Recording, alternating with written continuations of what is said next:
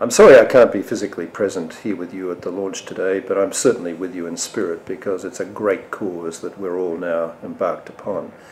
The basic message about nuclear weapons is really a pretty simple one.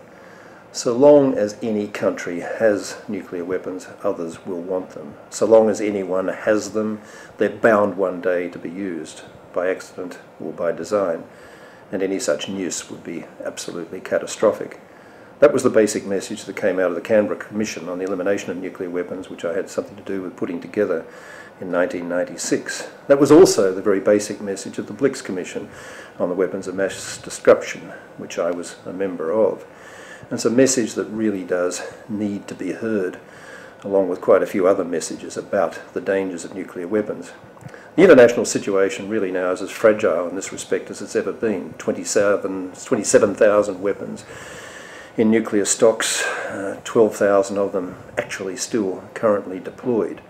No sign of any backward step from the 5 existing declared nuclear weapon states under the NPT, plus of course Israel, India, Pakistan, all nuclear weapon states now, together with North Korea probably having that capability and Iran possibly on the way to acquiring it, with many others following in the footsteps if that's the way it goes. We have to do something to reverse this trend. We have to do something to not only reduce the dangers of the present arsenal, but to stop proliferation in its tracks and to do something really serious about the business of actual elimination. We have to bring the CTBT, the Comprehensive Test Ban Treaty, into force. We have to make the Non-Proliferation Treaty a contemporary, forceful reality, not just an aspiration for an international regime which is rapidly losing content. We really do have to campaign for the abolition of nuclear weapons because we can't stop proliferation unless the existing big powers, the existing weapon states themselves understand their own responsibility. It's a two-way street. People do talk about hypocrisy, double standards.